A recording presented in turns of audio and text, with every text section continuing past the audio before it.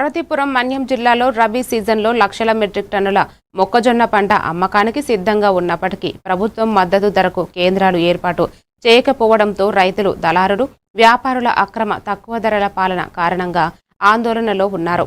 AP రైతు సంఘం జిల్లా కార్యదర్శి బుడితి అప్పలనాయుడు జిల్లాలో గ్రామ సచివాలయాల పరిధిలో తక్షణమే పంట కొనుగోలు కేంద్రాలు ఏర్పాటు చేయమని రైతులను ఆదుకోవాలని విజ్ఞప్తి చేశారు. వర్షాలు ప్రారంభమైనందున పండిన పంటను తగిన స్థలంలో భద్రపరచడానికి ప్రభుత్వం చర్యలు తీసుకోవాలని ఈ కార్యక్రమంలో కౌలు రైతుల సంఘం జిల్లా అధ్యక్షులు కిమిడి రామ్మూర్తి నాయుడు, పారి నాయుడు పాల్గొన్నారు.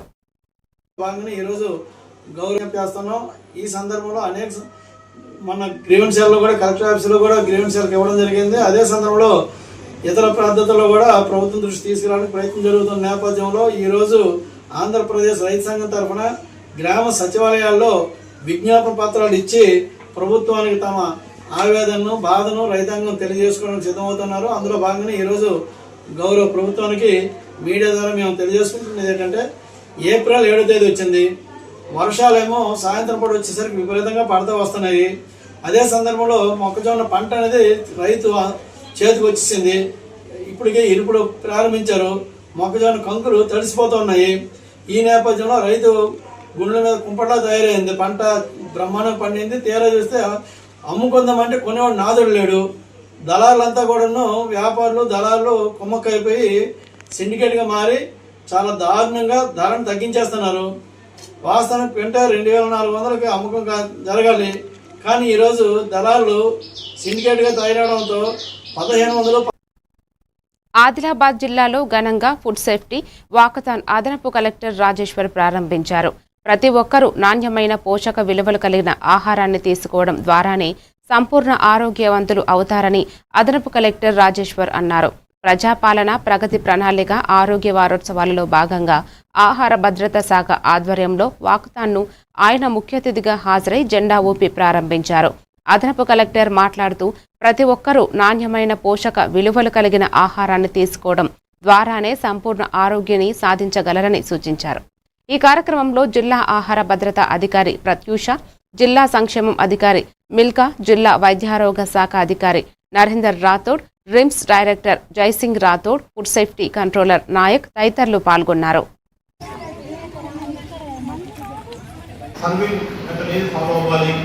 పరిసరాలను ఎలా పరిశుభ్రంగా ఉంచుకోవాలి, తర్వాత ఎంచుకుంటున్న ఇంగ్రీడియంట్స్ కూడా మరి ఎటువంటి కల్తీ లేనటువంటి ఆహార కల్తీ ఎక్కడ జరిగినా అది తీవ్ర అనారోగ్యానికి చేస్తూ ఉంటుంది.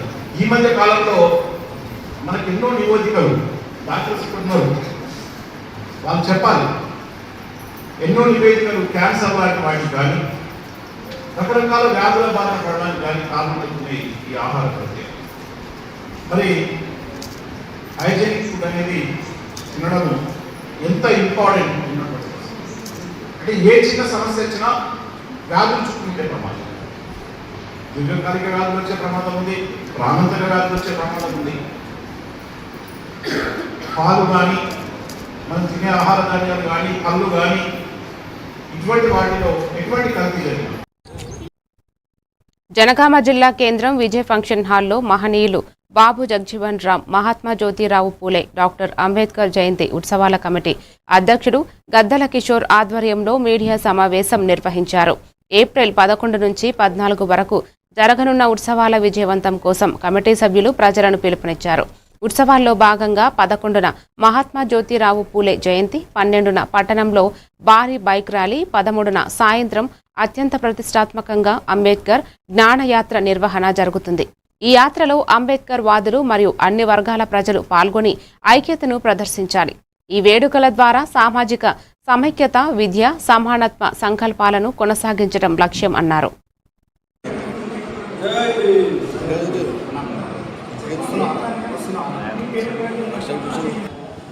ఈరోజు జనగామ జిల్లా కేంద్రంలో ఏర్పాటు చేసినటువంటి విలేకరుల సమావేశానికి విచ్చేసిన అంబేద్కరిస్టులకు, అదేవిధంగా డాక్టర్ బాబు జగజీవన్ రామ్, డాక్టర్ బిఆర్ అంబేద్కర్ జయంతి ఉత్సవాల జిల్లా కమిటీ సభ్యులందరికీ నా యొక్క సామాజిక ఉద్యమ నమస్కారాలు తెలియజేస్తూ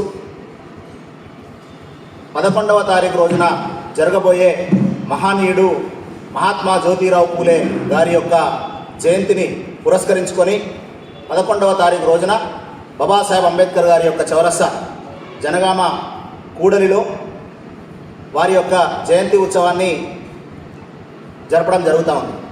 అదేవిధంగా ఇదే సంఘం ఆధ్వర్యంలో 12వ తారీఖు రోజున బాబాసాహెబ్ అంబేద్కర్ గారి యొక్క జీవితాన్ని, వారు రాసినటువంటి రాజ్యాంగాన్ని పుణికిపుచ్చుకొని అంబేద్కర్ వాదులందరినీ ఏకం చేయటం కోసం జనగామ జిల్లా కేంద్రంలో పట్టణం మొత్తం సుమారు ఒక 500 ద్విచక్ర వాహనాలు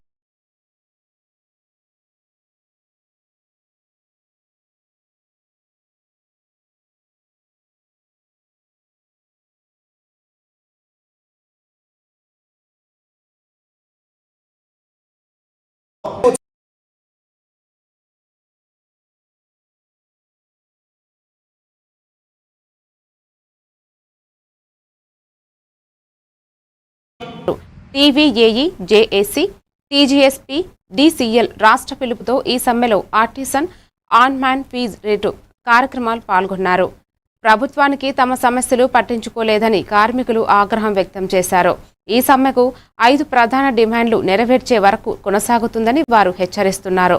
ముఖ్యంగా వేతన రేట్లు, సౌకర్యాలు, భద్రతా ప్రమాణాలు, ఉద్యోగ హామీలు, ఉద్యోగ పరిధి వంటి సమస్యలపై ప్రత్యేక దృష్టి పెట్టారు. కార్మికులు శాంతియుతంగా క్రమంగా తమ డిమాండ్లను అమలు చేయాలంటూ పిలుపునిచ్చారు.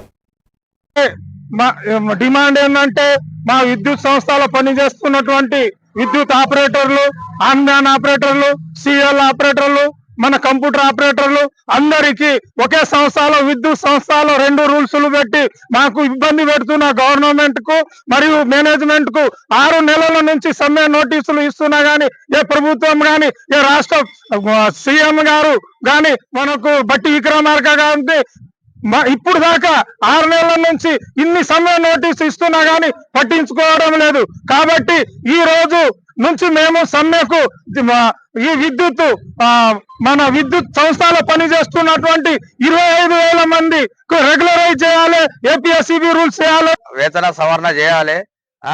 11 జీవో నెంబర్ 11 ప్రకారం ఫీస్ రేట్ కార్మికులకు ఆర్టిజన్ గా గుర్తించి వాళ్ళకు జీవో 30 దినాల పని దినం కల్పించాలని మా యొక్క డిమాండ్లు ఉన్నాయి. ఈ 6 డిమాండ్లు ఒప్పుకునే వరకు ఇటు గవర్నమెంట్ గాని, ఇటు డిపార్ట్మెంట్ గాని ఒప్పుకునే వరకు మేము ఈ సమ్మెను విరమించమని మా రాష్ట్ర నాయకుల పిలుపు మీద మేము ఈ రోజు 9 గంటలకు సమ్మెలో. కడప టౌన్లోని జేబీ హాస్పిటల్ పూర్తి ఆర్థో మల్టీ స్పెషాలిటీ సేవలతో పేషెంట్లకు ఆధునిక చికిత్స అందిస్తోంది. డాక్టర్ జహంగీర్ ఆధ్వర్యంలో మైదుకూరు నివాసి చిన్న పేషెంట్ మక్కికి జాయింట్ పైన్ ఆపరేషన్ విజయవంతంగా చేశారు. ఈ ఆపరేషన్ తరహా సాధారణంగా హైదరాబాద్, బెంగళూరు, చెన్నై వంటి పెద్ద నగరాల్లోనే జరుగుతుందని డాక్టర్ జహంగీర్ చెప్పారు. ఇలాంటి ఆపరేషన్లు మన జేబీ హాస్పిటల్లోనే జరుగుతున్నాయన్నారు. పేషెంట్లకు నగరాలకు వెళ్లాల్సిన అవసరం లేదు. జేబీ హాస్పిటల్ ద్వారా పేషెంట్స్కు ఎటువంటి నగరాలకు వెళ్లకుండా అత్యాధునిక సేవలు అందుబాటులో ఉన్నాయన్నారు. ఈ మక్కుల్లో ఎక్స్ట్రా బోన్ ఫామ్ అయిందనమాట. అంటే దాన్ని హెటరోట్రోఫిక్ ఆసిఫికేషన్ అంటాం. ఆసిఫికేషన్ అంటే ఏం కనపడడం, హెటరో అంటే మామూలు స్థానంలో కాకుండా వేరే చోట ఏర్పడితే దాన్ని హెటరోట్రోఫిక్ అంటాం. హెటరో అంటే వేరే చోట. ఇప్పుడు ఏమంటే ఈయనకు ఆ ఎముక ఏర్పడి నడవలేక మక్కులు ఒక పొజిషన్లో ఫిక్స్ అయిపోయి దాంతోపాటు బరువు కూడా మోయాలి. బరువు మోసే జాయింట్ ఏదంటే ఎక్కువ మూమెంట్ జాయింట్లు అంటే మక్కులు. సో అక్కడ ఎక్కువ రక్త ప్రసరణ, ప్రతిరోజు ఫ్లో ఎక్కువ ఉండడము, ఎడిమా ఎక్కువ ఉండడం, వాపు ఎక్కువ వచ్చే ఛాన్స్ ఉంటుంది. కాబట్టి ఆడ ఎక్కువ వెళ్తుంది. ఈ మెదడులో ఎప్పుడైతే మీకు ఈ వాపు వస్తుందో జాయింట్లలో ప్రోస్టాగ్లాండిన్ ఇన్హిబిషన్ జరుగుతుంది. అంటే వాపును తగ్గించే గుణం తగ్గిపోతుంది. అక్కడ ఎక్కడైతే వాపును పెంచే గుణం ఉంటుందో అక్కడ కాల్షియం చేరే గుణం ఉంటుంది. సో వాపు వచ్చేసింది మక్కిలో, అప్పుడు కాల్షియం చేరింది అనుకోండి ఏం కనబడుతుంది.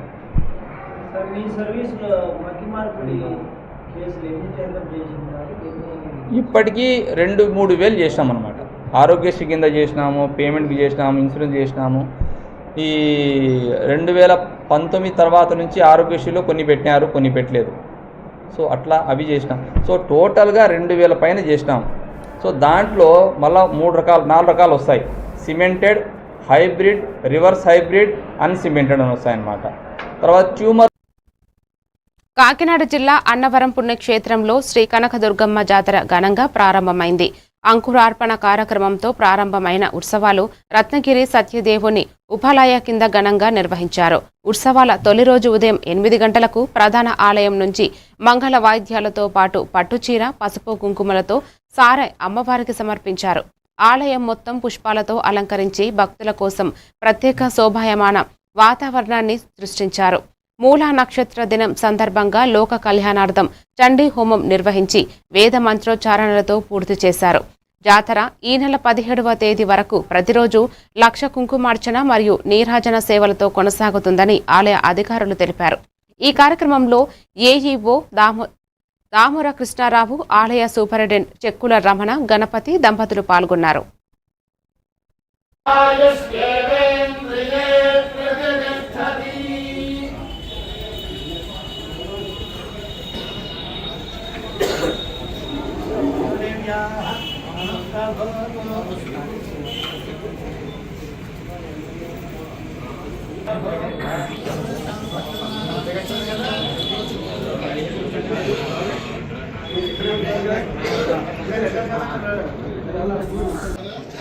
స్వామివారి సేవకు పాత్రులై వారి కరుణా కటాక్షములకు పాత్రగా కోరుతున్నాం.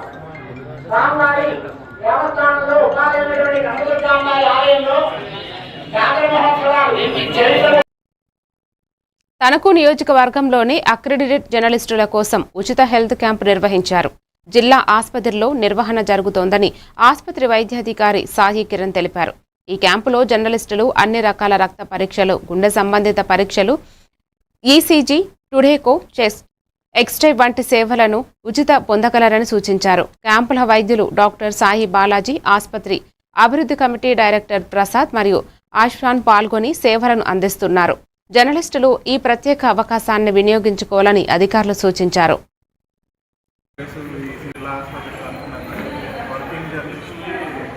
హెల్త్ క్యాంప్ ఆర్గనైజ్ చేయడం అయింది. ఈ స్క్రీనింగ్ టెస్టులు మనకి ఎక్స్రేస్, ఈసీజీ, స్కాన్ అన్ని ఫెసిలిటీస్ ఉన్నాయి. ఈ స్క్రీనింగ్ క్యాంప్ని యూటిలైజ్ చేసుకుని అందరూ హెల్త్ స్క్రీనింగ్ చేయించుకోవాల్సిందిగా మేము అందరినీ రిక్వెస్ట్ చేస్తాం. ప్రభుత్వం ఆదేశాల మేరకు అంటే మన ముఖ్యమంత్రి చంద్రబాబు నాయుడు గారు, ఉప ముఖ్యమంత్రి పవన్ కళ్యాణ్ గారు అండ్ మన జిల్లా కలెక్టర్ నాగరాణి గారు, మన ఎమ్మెల్యే రాధాకృష్ణ గారి సపోర్ట్తో ఇవాళ రేపు అనగా 8th and 9th April accredited జర్నలిస్ట్ని ఒక 40 మందిని మేము ఫ్రీ హెల్త్ క్యాంప్ పెట్టడం జరిగింది. సో వాళ్ళకి అన్ని జనరల్ చెకప్తో పాటు ఈసీజీ, ఈకో, అదే కాకుండా వాళ్ళకి ఏమైనా పర్సనల్ హెల్త్ ప్రాబ్లమ్స్ ఉన్నా ఆ పర్టికులర్ డిపార్ట్మెంట్కి రిపోర్ట్ చేయడం, వాళ్ళకి కావాల్సిన టెస్టులు, ఇక్కడ లేకపోయినా బయట ఆర్మీ హాస్పిటల్లో టైప్ అయిన వాళ్ళు సిటీ స్కాన్ కావాలంటే ఆర్మీ హాస్పిటల్కి పంపించడం, ఈకో కావాలి, హార్ట్ చెకప్ కావాలంటే ముల్లపల్లి హాస్పిటల్, స్కాన్ కావాలంటే ఏమో హాస్పిటల్కి అలాగే సరే వాళ్ళకి కావాల్సిన హెల్త్. నీటి భద్రత, సాగునీటి సంఘాల బాధ్యత కార్యక్రమంలో ఎమ్మెల్యే బీవీ జయనాగేశ్వర్ రెడ్డి పాల్గొన్నారు. ఎమిగనూరు మండలం పెసలతిన్నె గ్రామానికి ఎమ్మెల్యే బీవీ జయనాగేశ్వర్ రెడ్డి సందర్శించి నీటి భద్రత, సాగునీటి సంఘాల బాధ్యత కార్యక్రమంలో పాల్గొన్నారు. ఈ సందర్భంగా పెసలతిన్నె చెరువును పరిశీలించి రైతులతో సమావేశమయ్యారు. ఈ కార్యక్రమం 4 దశల్లో అమలు చేయబడుతుందని ఆయన తెలిపారు. మొదటి దశలో 10 రోజుల్లో పనుల గుర్తింపు, 2వ దశలో నిధుల మంజూరు, 3వ దశలో 70 రోజుల్లో పనులు అమలు, అనంతరం 5 రోజుల్లో రిపోర్టింగ్ మరియు డాక్యుమెంటేషన్ నిర్వహించబడుతుందని వివరించారు.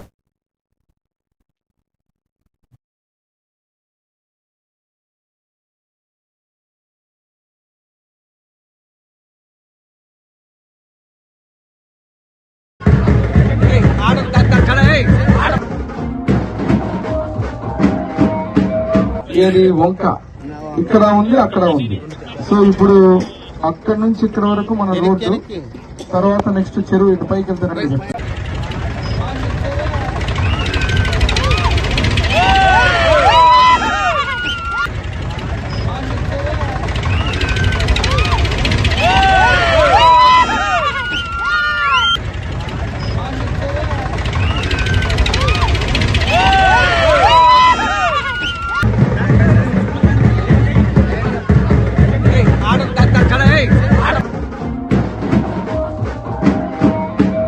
ఏది వంక ఇక్కడ ఉంది, అక్కడ ఉంది.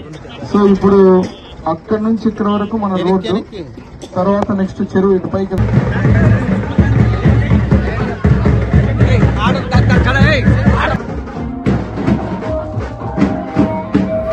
ఏది వంక ఇక్కడ ఉంది, అక్కడ ఉంది. సో ఇప్పుడు అక్కడ నుంచి ఇక్కడ వరకు మన రోడ్డు. కర్నూలు జిల్లా ఆదోని పట్టణంలో జామియా మసీదు ఆస్తుల దుర్వినియోగంపై వచ్చిన ఆరోపణలు తీవ్ర చర్చనీయాంశంగా మారాయి. ఈ నేపథ్యంలో ఎమ్మెల్యే పార్థసారథి వక్ఫ్ బోర్డు ఇన్స్పెక్టర్ సయ్యద్ సోహెల్తో కలిసి మీడియా సమావేశం నిర్వహించారు. ఎమ్మెల్యే మాట్లాడుతూ జామియా మసీదుకు చెందిన 100 కోట్ల విలువైన ఆస్తులు దుర్వినియోగం అవుతున్నాయనే ఆరోపణలు ఆందోళన కలిగిస్తున్నాయని పేర్కొన్నారు. ఈ వ్యవహారంలో నిజానిజాలు వెలికి తీయడానికి పూర్తిస్థాయి పారదర్శక విచారణ జరగాల్సిన అవసరం ఉందని స్పష్టం చేశారు. టీడీపీ నేత సౌదే రౌఫ్ కోర్టులో కేసు వేసిన విషయాన్ని ప్రస్తావిస్తూ ఈ అంశంపై చట్టపరమైన ప్రక్రియ కొనసాగుతోందని తెలిపారు. కోర్టు విచారణ వేగవంతం చేయించేందుకు చర్యలు తీసుకుంటామని ఎమ్మెల్యే తెలిపారు.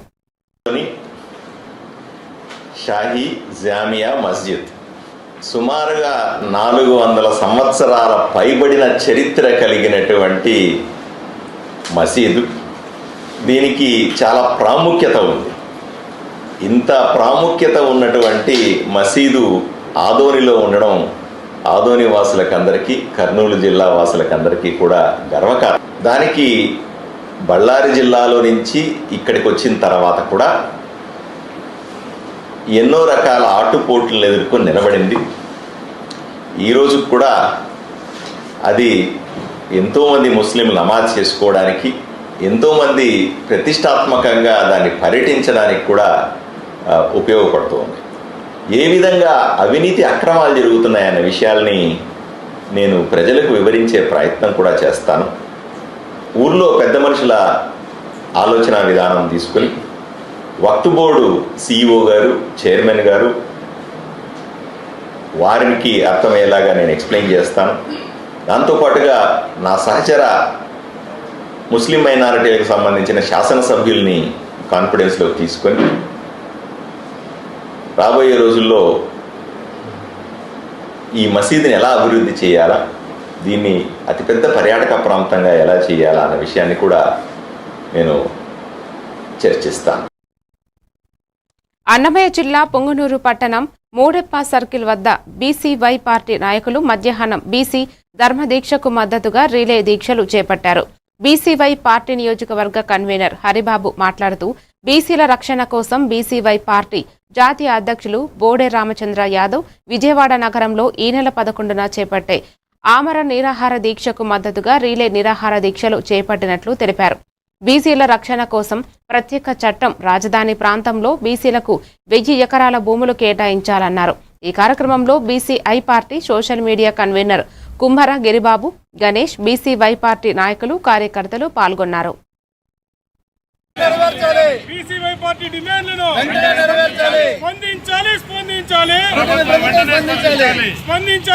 మనకి రాష్ట్రం నలుమూల నుంచి కూడా భారీ స్పందన అయితే వస్తుంది. బీసీల ఐక్యత అయితే చాలా ఎక్కువగా జరుగుతూ ఉంది.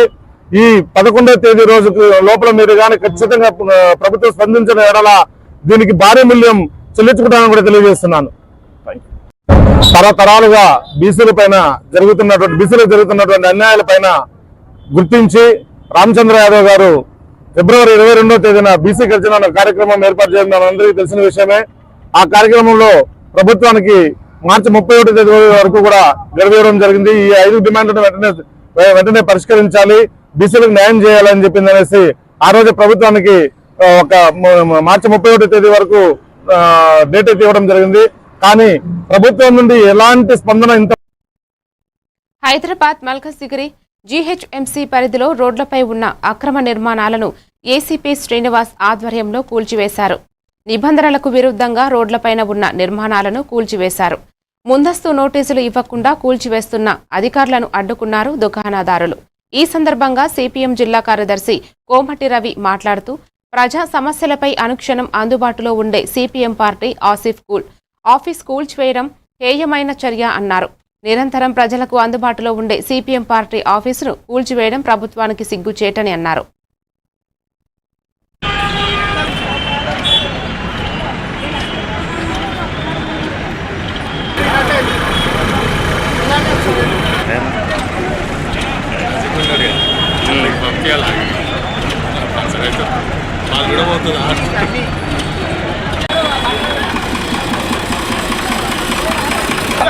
రండి సార్ ఎంతమంది కమర్షియల్ సార్ ఇది